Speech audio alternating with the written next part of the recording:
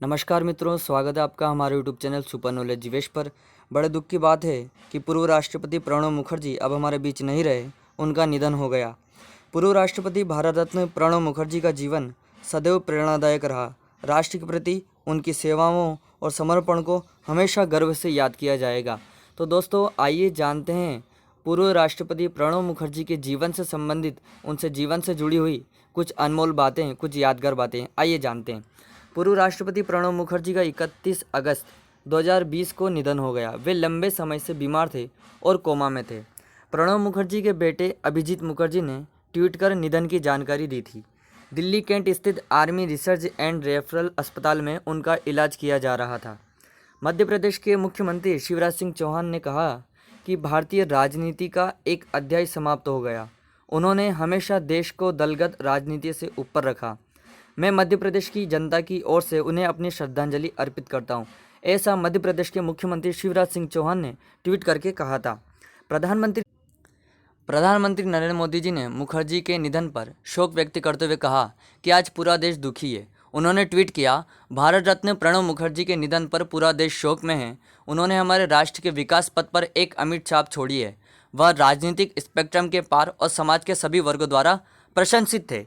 उनके जन्म से संबंधित, उनके जन्म से जुड़ी हुई कुछ बातें जानते हैं। प्रणब जी का जन्म 11 दिसंबर 1935 को वीरभूमि के मराठी गांव पश्चिम बंगाल में हुआ था। कहाँ? 11 दिसंबर 1935 को वीरभूमि के मराठी गांव पश्चिम बंगाल में हुआ था। उनके पिता का नाम कामदाविंदर मुखर्जी और माता का नाम राजलक्ष्मी मुखर्जी था। वे बचपन से काफ़ी जिद्दी थे। उन्होंने इतिहास और राजनीति विज्ञान से एमए की शिक्षा ली और एलएलबी भी की थी। प्रणब जी ने 13 जुलाई 1957 को शुभ्रा मुखर्जी से शादी की। इनके 2 पुत्र और एक पुत्री हुए। प्रणब जी ने एक कॉलेज में प्राध्यापक के पद पर पत्रकार के रूप में अपने कैरियर की शुरुआत की थी। प्रणब जी जुलाई 1969 को पहली बार राज्यसभा सांसद बने थे। जुलाई 1973 को इंदिरा गांधी ने इनकी प्रतिभा को पहचान कर इन्हें मंत्री बनाया था। उनकी हाइट 5 फुट 1 इंच थी प्रणब जी की। प्रणब जी जनवरी 1978 को कांग्रेस की सर्वोच्च कार्यकारिणी बॉडी कांग्रेस वर्किंग कमेटी के सदस्य बने। उसके बाद प्रणब जी को सुकांत भट्टाचार्य का लिखा और हेमता मुखर्जी का गाया अबक पृथ्वी पसंदीदा गीत था। उनका यह बहुत पसंदीदा गीत था। प्रणब जी 1980 में राज्यसभा में सदन के नेता बने। इंदिरा गांधी की सरकार में 15 जनवरी 1982 को वित्त मंत्री बने। साथ ही वाणिज्य मंत्रालय का अतिरिक्त प्रभार भी इन्होंने संभाला था। 1984 में प्रणब जी को दुनिया के 5 सर्वोत्तम वित्त मंत्री में से एक माना गया, इसलिए ये सर्वोत्कृष्ट प्रतिभाशाली व्यक्ति रहे हैं। 1986 में राजीव गांधी जी ने कांग्रेस से इन्हें निकाल दिया, फिर से 1988 में वापस की थी। क्योंकि प्रतिभाशाली व्यक्ति को अपनों से दूर कोई नहीं रख सकता। प्रणब जी 24 जून 1991 से 15 मई 1996 तक योजना आयोग के उपाध्यक्ष भी रहे थे।